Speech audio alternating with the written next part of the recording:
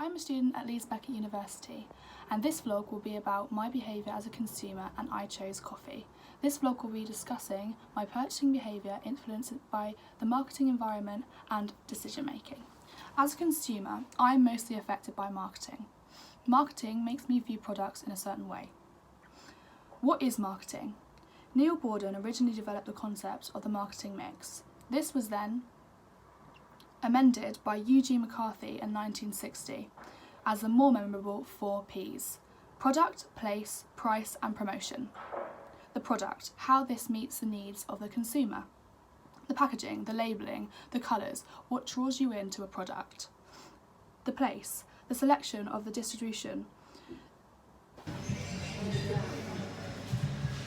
The place, the distribution.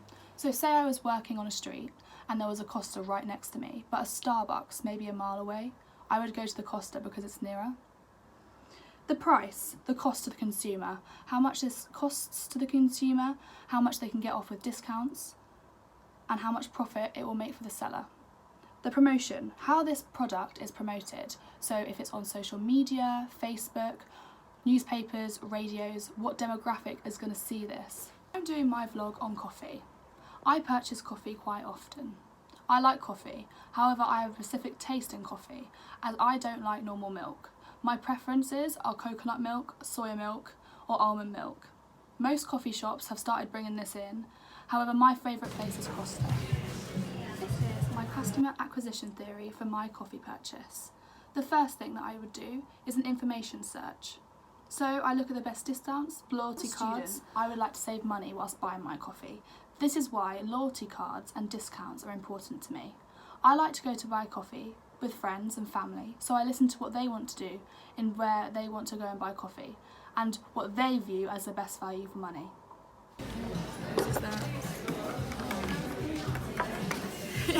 Which is the best product to cost. I then do the proposition selection.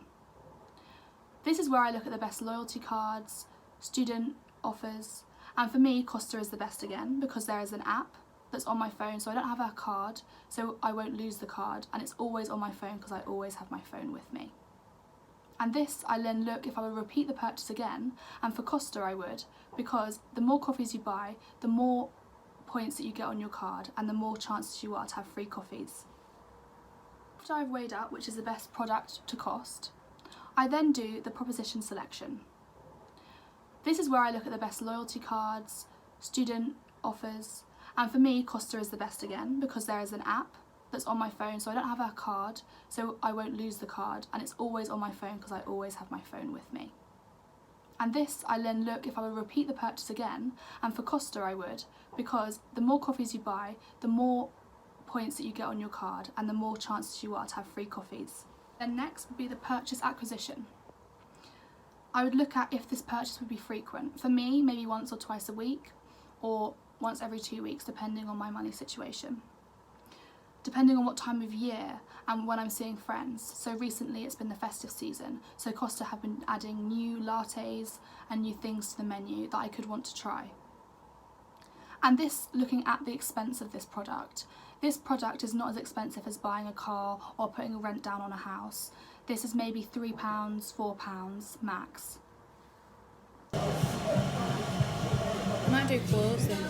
As I'm a student, buying coffee is a luxury for me. So the other alternatives to me going out and buying coffee would be making coffee at home. So I have to evaluate buying a tin of coffee for £5 or going out 4 times a week, 3 times a week for £15. Then I would do a re-evaluation. This is re-evaluating my attitudes towards coffee, my attitudes towards Costa as a brand, my attitudes towards whether I need coffee 3 times, 2 times, 1 time a week, and whether I can afford it being a student. Maybe I try a new type of coffee, so during the festive season, trying a new festive latte. This is called Cognitive Dissonance by Leon Fisher, 1957. Then I looked at the Theory of Planned Behaviour by Isaac Azen, 1985. That's called the subjective norm. The behaviour control. I know what type of coffee I like, therefore making my intention bigger to buy the coffee that I want to buy, therefore me going to Costa or Starbucks where they have other milks that I like. If I'm more satisfied with the product, it means that I would buy again. I like to go to coffee with my friends. Making process. I mostly looked at value, the combination of quality, service and price, and how much money I have. And satisfaction, my judgment to the coffee type. The most important factors that affect a consumer are their culture, their social class and their job type. I am a student, but if I didn't have a job, I don't think I'd be able to afford coffee. I also personally view the brand. If the brand isn't fair trade and they don't treat their workers well, I'll be less likely to consume their products. My references.